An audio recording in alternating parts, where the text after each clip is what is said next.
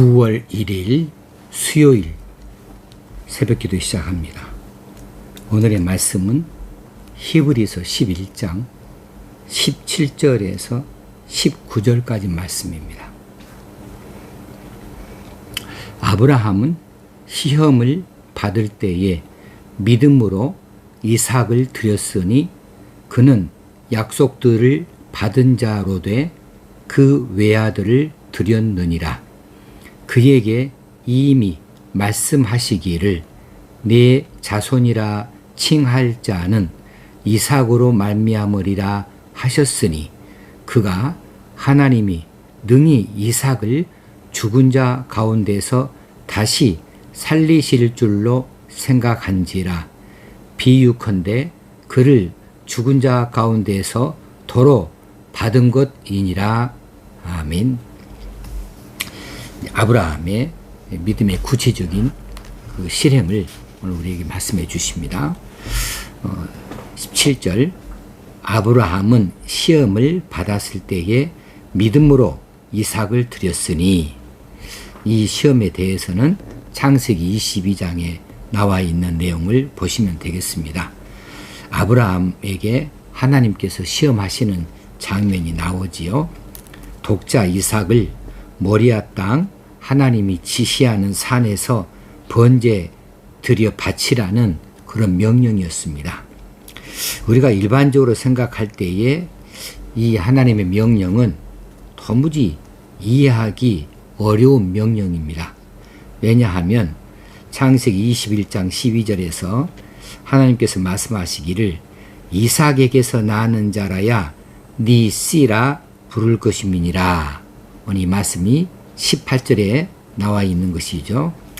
이런 말씀을 이미 21장에서 하셨는데 22장에 들어서면서 그 이삭을 지금 죽여서 바치라고 그렇게 말씀하시는데, 그렇게 된다면 아브라함의 후손, 하나님께서 약속하신 하늘의 별과 같이 해변의 모래와 같이 많은 후손은 도대체 어떻게 이루어질 수 있겠는가 하는 말이죠. 하나님 자신의 약속과 모순이 되어지는 이삭을 바치라는 명령이니까 이해가 되질 않는 거지요. 그러나 아브라함은 이 하나님의 엄중하신 명령 앞에서 한마디도 반문하거나 거부의 의사를 밝히지 않습니다. 하나님 왜 그러십니까? 하나님 도대체 왜 그러십니까? 그러면 이삭 바쳐버리면 하나님의 약속, 이삭을 통하여서 이어져 나올 씨라야 내 후손이라 했는데 그건 어떻게 되는 겁니까? 이렇게 하나님을 향하여 조급하게 반문하거나 또 꼬치꼬치 물어보지를 않았습니다. 그저 하나님의 명령이시니 그냥 그대로 받는 거예요. 하나님께서 하시는 말씀은 다 옳다. 하나님이 내게 하시는 말씀은 다 내게 유익이다. 이런 철저한 절대 믿음이 하나님을 향하여 열려 있었기 때문에 아브라함은 그저 이 말씀에 순종하는 거죠. 창세기 22장 3절에 보면은 아브라함이 어떻게 이 하나님의 명령에 순종했는가를 구체적으로 보여줘요. 아브라함이 아침에 일찍이 일어나 나귀의 안장을 지우고 두 종과 그의 아들 이삭을 데리고 그런 다음에 하나님이 일러주신 곳으로 가더니 그랬어요. 아침에 일찍 일어났습니다. 하나님께로부터 명령을 받은 바로 그 다음날 아침이 되겠지요. 뭐가 좋은 일이다고 하루도 걸르지 아니하고 즉각적으로 이렇게 아침 일찍 일어나서 부지런히 안장을 지우고 두 종을 불러서 준비를 시키고 데리고 나가겠습니까? 이게 믿음의 순종이라고 하는 거죠. 즉각적인 순종이었습니다. 이게 아브라함의 믿음이 귀한 거예요. 우리가 어제도 살펴봤지만 아브라함이 하나님께서 네 친척 아비집 고향 땅을 떠나라 그럴 때에 즉각적으로 떠났다고 그랬죠. 이게 절대적인 믿음이다. 절대적인 순종의 믿음이다라고 하는 것을 우리가 생각해 봤는데 오늘도 마찬가지죠. 아브라함은 하나님께로부터 시험을 받을 때에 믿음으로 그 이삭을 드리는데 즉각적으로 드리는 거예요. 즉각적으로 순종하는 거예요. 하나님 명령하신 것이면, 하나님의 말씀이면 모든 신뢰를 다하여서 자기 자신을 낮추고 절대적으로 그 명령을 받들어서 그 앞에 순종해 보이는 것, 순종으로 행하는 것, 이것을 믿음이다. 아브라함의 믿음이다. 이렇게 말하는 겁니다. 자, 우리에게 이 말씀을 적용하면 하나님께서는 때때로 우리의 믿음을 시험하시기 위해서 우리가 도저히 이해할 수 없는 어떤 상황을 우리에게 제시하시기도 하시고 어떤 일을 우리에게 맡기기도 하셔요. 그런데 그 일이나 그 상황을 우리가 기피하거나 거부하는 것이 아니고 그것들을 아브라함이 믿음으로 순종한 것처럼 우리가 믿음으로 그 시험들을 받들고 순종하는 일이 필요하겠습니다. 눈앞에 보여요. 힘들다, 어렵겠다, 이거 보통 일이 아니다. 그래서 두려움이 앞서기도 하고 도망가고 싶은 생각도 없지 않아 있고 그렇게 되겠지만은 아브라함이 이삭을 바치라 하는 이것보다 더한 그런 힘들고 어려운 일이 어디 있겠습니까? 그런데 아브라함은 그것까지도 순종했는데 우리가 아무려면 거기 그 정도까지의 힘들고 어려운 시험을 우리에게 주실까 싶은 생각이 들어집니다.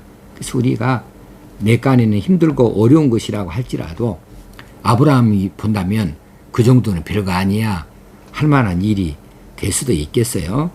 자, 우리가 힘들다, 어렵다, 두렵다, 겁난다, 도망가자 할 만한 그런 어떤 상황을 하나님이 주시든지 그런 어떤 사명을 우리에게 맡기시든지 할 때에 그것을 거부하지 아니하고 기피하지 아니하고 그 일을 즉각적으로 받들어서 순종해 나아가는 것, 이것이 우리의 믿음을 나타내는 일이다 싶습니다. 왜 그렇게 우리가 할 수가 있겠습니까? 아브라함이 생각했던 것처럼 우리도 그렇게 생각을 해야 하기 때문이죠. 뭡니까? 결코 하나님은 나에게 해가 될 만한 일을 하지 아니하실 것이다. 결국에는 이 모든 것이 나에게 더 큰 것으로 복으로 돌아온다. 하나님은 나에게 해를 끼치지 아니하신다. 이것을 믿기 때문에 이렇게 순종할 수가 있는 거죠. 우리도 그렇게 할 필요가 있겠습니다. 자, 아브라함의 경우에 오늘 17장 뒷부분에 그는 약속들을 받은 자로 돼 그 외아들을 드렸느니라. 아브라함은 많은 약속을 하나님께로도 받았어요.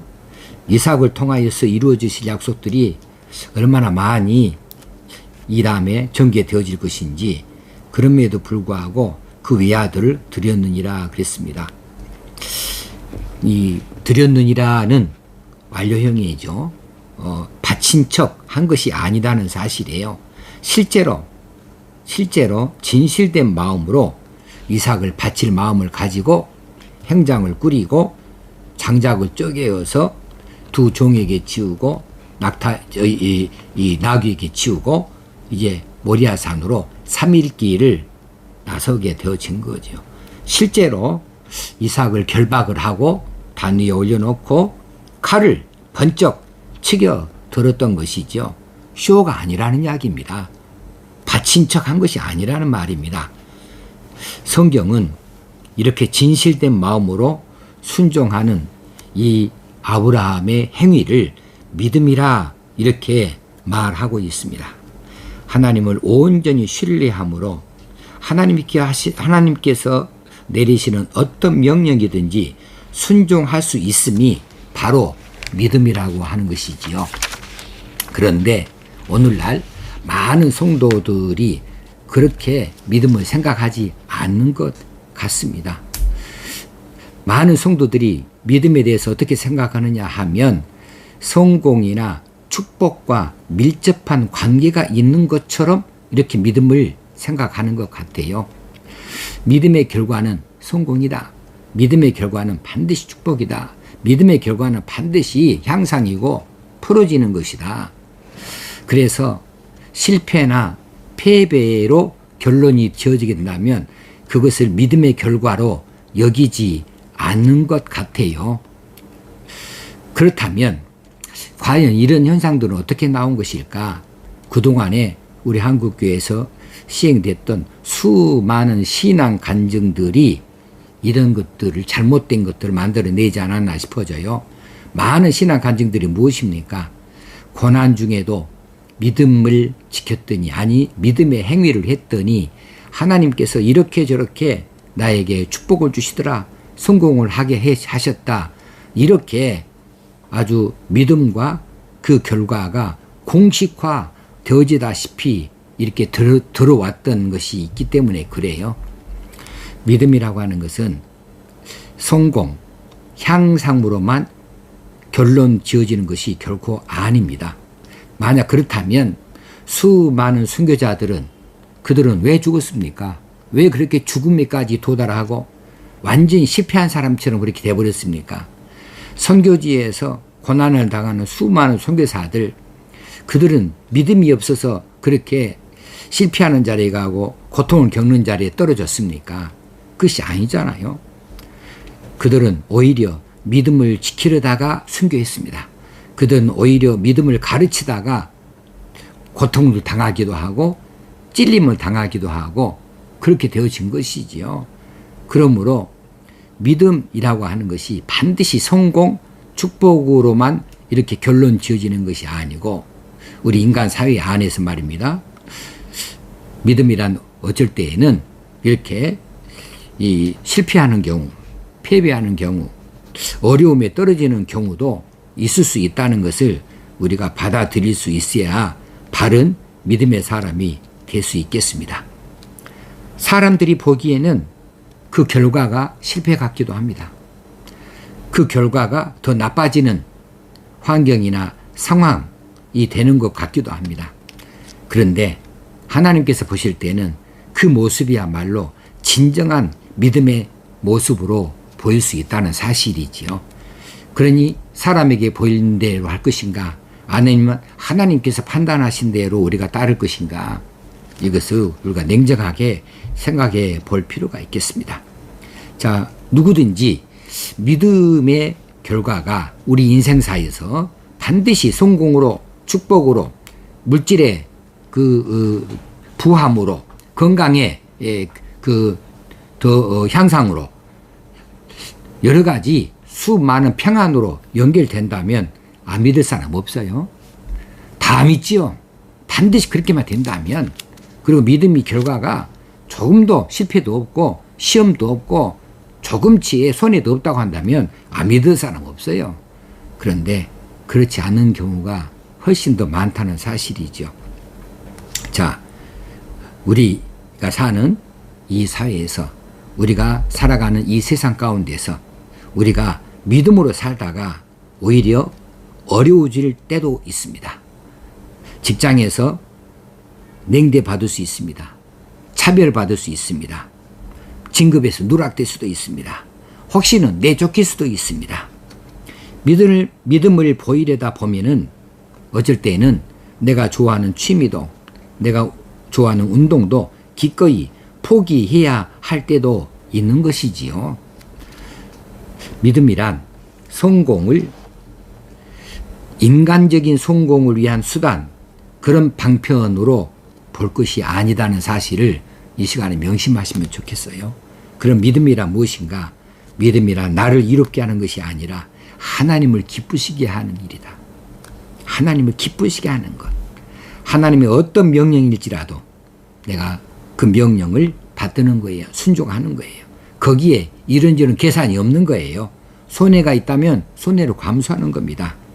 고통이 있다면 고통을 감수하는 겁니다. 죽으면 죽으리다 하는 정신으로 하나님의 명령이면 순종하는 거죠. 절대 순종하는 거죠.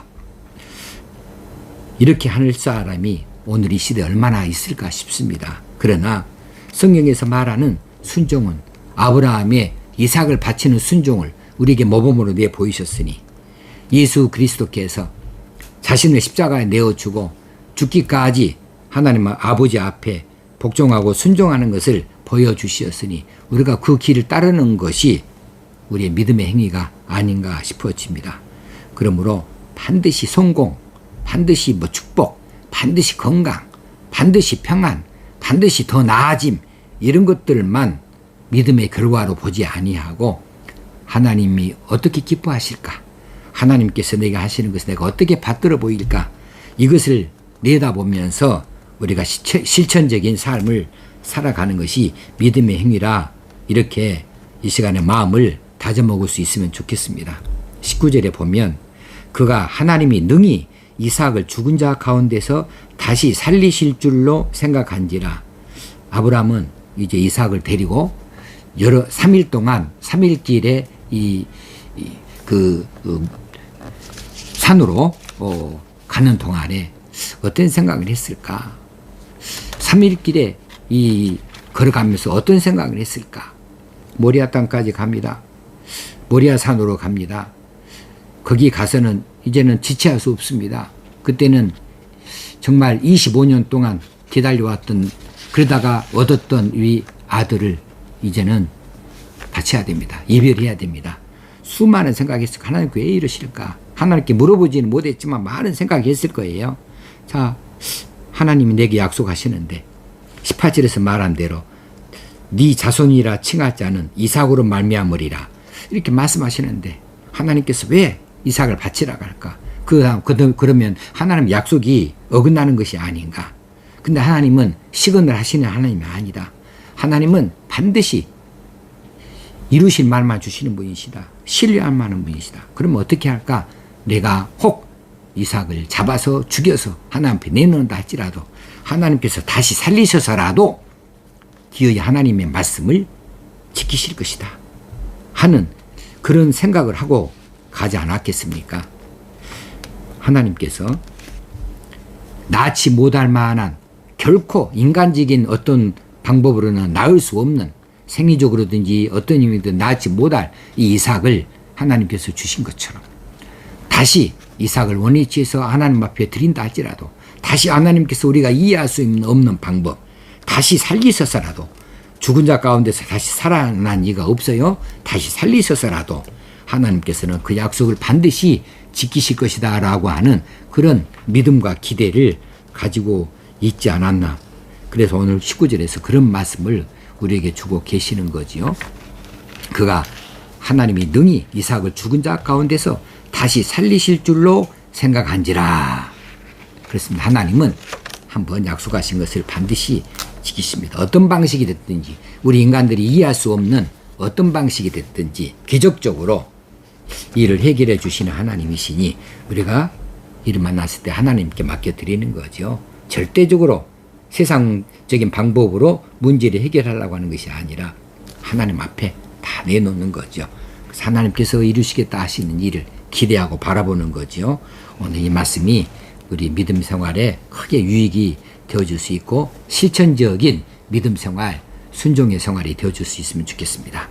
기도하겠습니다. 하나님 아버지, 오늘도 이렇게 말씀하여 주셔서 감사합니다.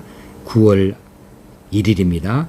9월 한 달 동안 이 큰 믿음으로 성장할 수 있게 하여 주옵소서. 말씀을 더 깊이 받고 더 큰 믿음으로 나아가는 이 9월 달이 되게 하여 주옵소서. 예수님의 이름으로 기도합나이다. 아멘. 오늘도 순종하는 하루가 되어줄 수 있기를 주의 이름으로 축복합니다. 감사합니다.